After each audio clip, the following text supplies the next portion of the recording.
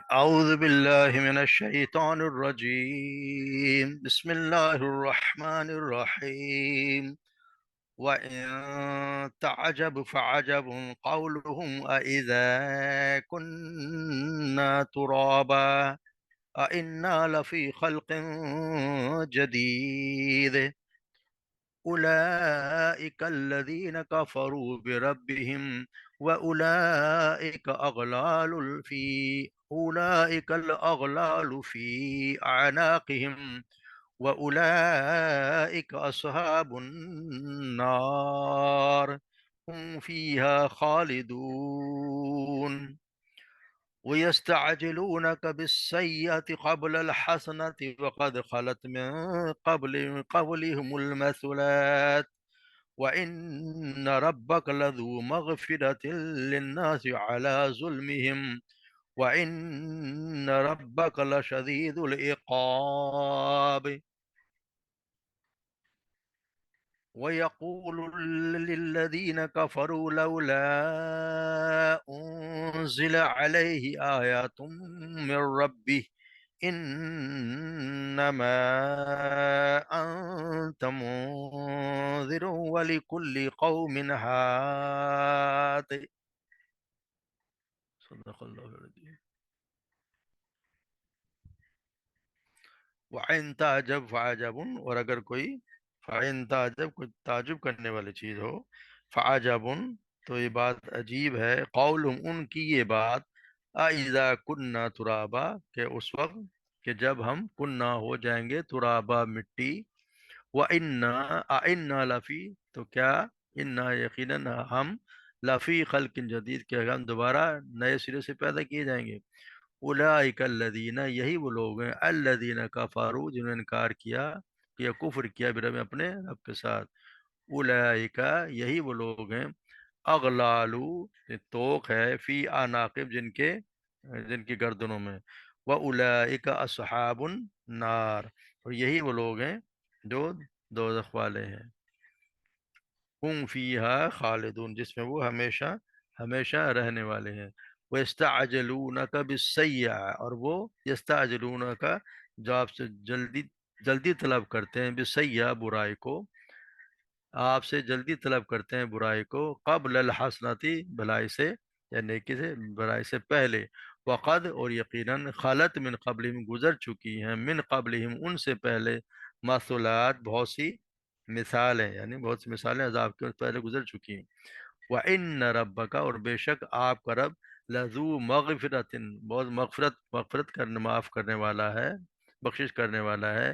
للناس لوگوں کے لیے علی ظلمہم ان کے ظلم کے باوجود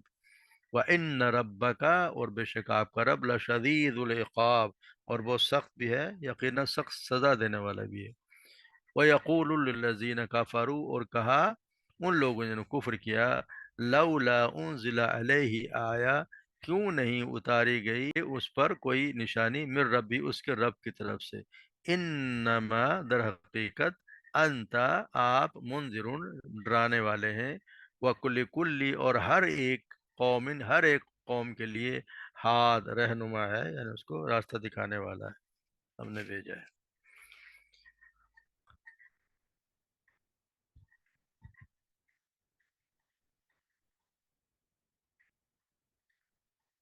تو جس سے پڑھتا رہے کہ اللہ تبارک و تعالیٰ اپنی نشانیاں آپ صلی اللہ علیہ وسلم کی زبانی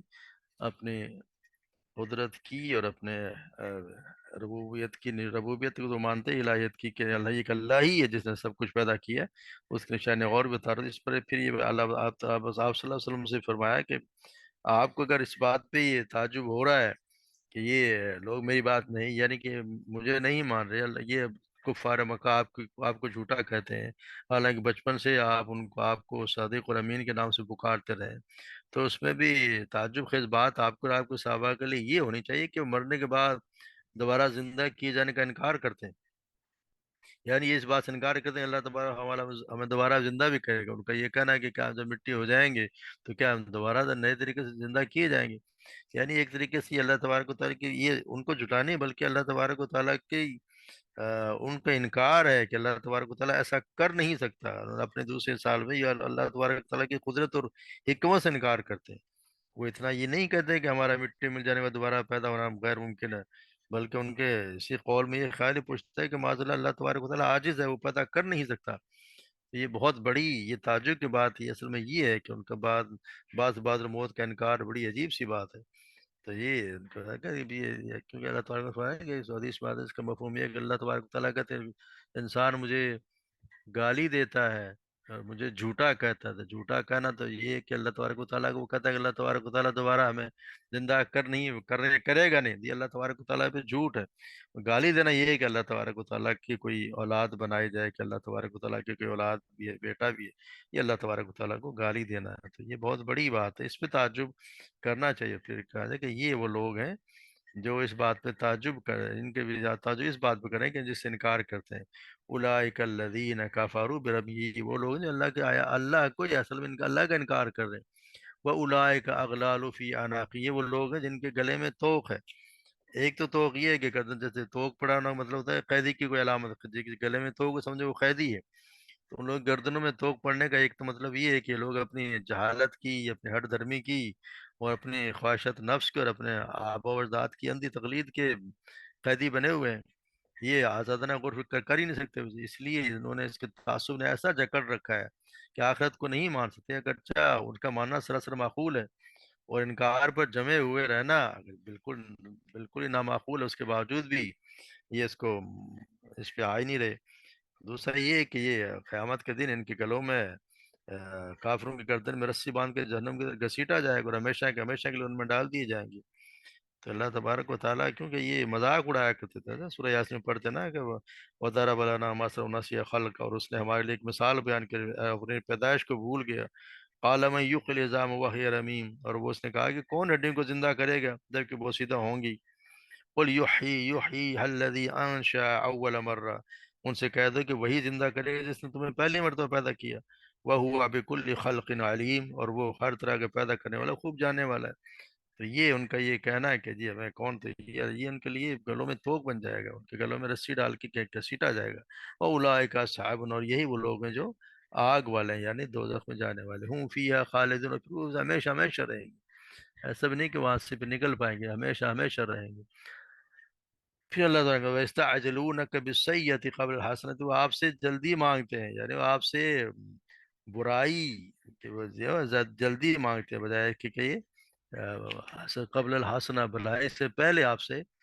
نبی برائی مانگتے ہیں، کیونکہ غفار مکہ آپ صلی اللہ علیہ وسلم کہتے تھے کہ اگر آپ واقعی نبی ہیں اور آپ دیکھ بھی رہے ہیں کہ ہم نے تو تم کو جھٹلا دیا ہے، تو آخر ہم پر وہ عذاب کیوں نہیں آ جاتے جس کے آپ ہمیں دھمکیاں دیتے ہو؟ اس کے آنے میں خام کو کیوں دیر لگ رہی ہے؟ کبھی وہ چیلنج کے انداز میں اللہ آپ سب کا رب، بلکہ اللہ سے ہی کہتے ربنا عجل لنا قطنا قبل یوم الحساب، یا اللہ ہمارے حساب سے تو ابھی کر دے، قیامت پہ نہ اٹھا رہا، اتنی جلدی سے کہ ہمارا حساب کتاب ابھی کر دے۔ یا یہ آپ یہ بھی کہتے کہ اللہم ان کان ھذا هو الحق من عندک، یا اللہ اگر یہ ہے حق تیری طرف سے، امطر علینا حجارتن، تو ہم پر پتھر برسا دے، من السماء، آسمان سے، ابھی تنا بھی عذاب نہ، یا پھر ہم پہ عذاب کوئی دردناک عذاب بھیج دے۔ یعنی ان کا حال یہ تھا کہ بجائے اس کے کہ کوئی اچھی بات مانگتے ہیں کہ جی اگر یہ حق ہے تو ہمیں بھی توفیق دے دے، بجائے اس کے کہ وہ برائی میں جلدی کر رہے ہیں، برائی مانگ رہے ہیں کہ جی ہم پہ ہے تو جلدی بھیج دے، یعنی بجائے اس کے کہ اللہ کی عافیت و سلامتی مانگتے ہیں، اللہ کے عذاب کا مطالبہ کرتے ہیں۔ حالانکہ ان سے پہلے ایسی قومیں گزر چکی ہیں جنہوں نے رسولوں کو جھٹلایا، اور اللہ نے ان پر عذاب نازل کیا۔ پھر وہ یہ لوگ حالانکہ دیکھتے بھی ہیں، ان کے قریب بھی ہیں، ان کو بار بار مثال ان قوموں کی بتائی گئی ہیں کہ ایسی ایسی قومیں گزری ہیں، اور بہت سی قومیں تو ان جہاں سے یہ ان کے آثار سے گزرتے ہیں، اس کے باوجود بھی یہ اس کے انجام سے کوئی عبرت حاصل کرتے ہی نہیں، اور کہا جائے ڈرتے کیوں نہیں کہ انہیں بھی عذاب الہی اپنی گرفت میں نہ لے لے۔ تو آپ پہ اب آگے اللہ تعالیٰ فرمائے کہ بشر گناہ کا ارتکاب کرنے کے بعد اللہ کی جرام میں تائب و نادم ہوگا، وہ پھر اللہ تبارک و تعالیٰ معاف بھی کر دے گا۔ اللہ تبارک و تعالیٰ تو پھر ان ربک لذو مغفرۃ للناس علی ظلم، اللہ تبارک و تعالیٰ تو پھر لوگوں کو معاف بھی کر دیتے ہیں، یعنی جو اتنے غلطیاں کرے اور پھر اس سے مغفرت چاہے، توبہ کر لے، تائب آ جائے، تو اللہ تبارک و تعالیٰ تو معاف بھی کر دیتے ہیں۔ مگر ساتھ یہ بھی فرما دے بھائی ان ربک لشدید العقاب، تو اللہ تبارک و، بے شک اللہ تمہارا رب جو ہے وہ عذاب دینے میں سخت ہے، یعنی اللہ تبارک و تعالیٰ عفو درگزر سے کام لیتا ہے، لوگوں کی پردہ پوشی کرتا ہے، حالانکہ ظلم کا بازار گرم کرتے ہیں اور دن رات گناہ کرتے رہتے ہیں۔ پھر عفو و درگزر کے ذکر کر کے ساتھ ہی یہ بھی فرما دیا کہ اس کا عذاب بھی بڑا سخت ہے، تاکہ امید اور خوف میں ایک توازن برقرار ہے، یہ نہ ہو کہ صرف امید ہی اور خوف نہ ہو۔ اللہ تعالیٰ جہاں بھی ہم دیکھیں گے تو اللہ تبارک و تعالیٰ دونوں چیزوں کا یہ توازن برقرار رکھا ہے، جیسے سورہ انعام میں ہم پڑھ چکے ہیں، فَإِن كَذَّبُوا فَقُلْ رَبُّكُمْ ذُو رَحْمَةٍ وَاسِعَةٍ وَلَا يُرَدُّ بَأْسَهُ عَنِ الْقَوْمِ الْمُجْرِمِينَ۔ پھر اگر وہ چیز جھٹلائیں تو کہتے کہ تمہارا رب وسیع رحمت والا ہے اور اس کا عذاب مجرم لوگوں سے ہٹایا نہیں جاتا۔ یا سورہ ہجر میں ہم پڑھیں گے، نبی عبادی انی انا الغفور الرحیم، میرے بندوں کو خبر دے دیں کہ بے شک میں ہی بے حد بخشنے والا رحم کرنے والا ہوں، وَأَنَّ عَذَابِي هُوَ الْعَذَابُ الْأَلِيمُ، اور یہ کہ بلا شک میرا عذاب بھی دردناک عذاب ہے، یعنی میں غفور رحیم بھی ہوں اور مگر میرا عذاب بھی وہ بھی دردناک ہے۔ یہ دونوں چیزیں اللہ تبارک و تعالیٰ نے ساتھ ساتھ رکھی ہیں، تو یہ انسان، تو یہی ہے انسان مومن کی تو یہ نشانے بھی یہی ہے کہ وہ امید پہ بھی امید بھی رکھتا ہے اور اللہ تبارک و تعالیٰ خوف بھی رکھتا ہے، یعنی طمع اور خوف دونوں چیزیں، امید بھی اور خوف بھی، کہ اللہ تبارک و تعالیٰ، اچھی امید کہ اللہ تبارک و تعالیٰ انشاءاللہ ضرور مغفرت کر دے گا، مگر اپنے گناہوں کے بارے میں خوف بھی ہونا چاہیے کہ میں پکڑا نہ جاؤں، تو یہ دونوں چیزیں مومن میں ہونی چاہیے۔ تو یہاں بھی یہی فرمایا جا رہا ہے، وَإِنَّ رَبَّكَ لَذُو مَغْفِرَةٍ لِلنَّاسِ وَلَا ظُلْمِهِمْ وَإِنَّ رَبَّكَ لَشَدِيدُ الْعِقَابِ۔ پھر ایک وَيَقُولُ لِلَّذِينَ كَفَرُوا لَوْلَا أُنزِلَ عَلَيْهِ آيَاتٌ مِّن رَّبِّهِ، پھر وہ کہتے ہیں کہ کیوں نہیں، یہ کافری لوگ کہتے ہیں کیوں نہیں اتاری گئی اس پر کوئی نشانی اس کے رب کی طرف سے، یعنی ہمیشہ ان کا یہی ہے، نشانی سے مراد ایسی نشانی کے دیکھ کر ان کا یقین آ جائے کہ آپ صلی اللہ علیہ وسلم اللہ کے رسول ہیں، وہ آپ کی بات کو اس کے حقانیت کے دلائل سے سمجھ کے تیار ہی نہ تھے، آپ صلی اللہ علیہ وسلم کی سیرت پاک سے سبق لینے کو تیار نہ تھے، وہ زبردست انقلابی اخلاق کی جو انقلاب صحابہ کرام میں آیا کہ آپ کیا تعلیم کے اثر سے، اس کو دیکھ کے اس پہ کوئی سبق حاصل کرنے کے لیے وہ تیار تھے ہی نہیں، تو اس کا نہیں دیا جاتا کہ ان کی خواہش کے مطابق، ان کی خواہش کے مطابق ان کی نشانی کیوں نہیں بھیجے گی، تمام امور کے ان سے اللہ جانتا ہے کہ کون سی چیز جو ہے وہ اور نہیں ہے، تو ان کا یہی بتا کہ جی کیوں نہیں آپ کو ایسی ایسی نشانیاں ہم پہ بھجوا دیتے اللہ تبارک و تعالیٰ، کیوں نہیں ہے، تو ان کے عجیب عجیب ان کے نشان آپ مطالبات ہوتے تھے، کبھی مطالبہ کیا کہ آپ کوئی صفحہ کو سونے کا بنا دیں، کبھی یہ کہتے ہیں کہ مکہ کی زمین سے پہاڑوں کو اٹھا کر یہاں پر باغات چراغائیں اور نہریں بنا دیں، تو یہ ان کے یہ مطالبات ہوا کرتے، کوئی نہ کوئی ایسی نشانی دکھانی چاہیے، کیوں ایسی نشانی، پھر کہتے کیوں نہیں ایسی نشانی آتی جو موسیٰ علیہ السلام کی طرف کے بے طرف بھیجی گئیں، یا ہم جن نشانوں کا مطالبہ کرتے ہیں انہیں یہ کیوں نہیں لے آتے، تو اللہ تبارک و تعالیٰ نے یہاں آپ صلی اللہ علیہ وسلم نے فرما دیا ہے کہ وہ انما انت منذر ولکل قوم ہاد، کہ آپ کا یہ کام نہیں ہے، آپ ان سے کہتے ہیں آپ کا یہ کام ہے ہی نہیں، آپ تو صرف ان کو پیغام پہنچانا، آپ کا کام صرف پیغام پہنچانا ہے، کافروں کی مرضی کے مطابق نشانیاں پیش کرنا نہیں ہے، اور اللہ تبارک و تعالیٰ نے ہر قوم کے لیے پہلے بھی ہر قوم کے لیے ایک نبی بھیجا ہے، ہر قوم کے لیے ایک ہادن راستہ دکھانے والا ایک نبی بھیجا ہے، تو وہ ان کی رہنمائی کے لیے تو ہم کو ان سے بھی یہ مطالبات کرتے رہے، تو اللہ تبارک و تعالیٰ نے انبیاء کو ان کے حالات اور زمانے کے مطابق مختلف نشانیاں دیں جو ان کے نبی ہونے پر دلالت کرتی تھیں،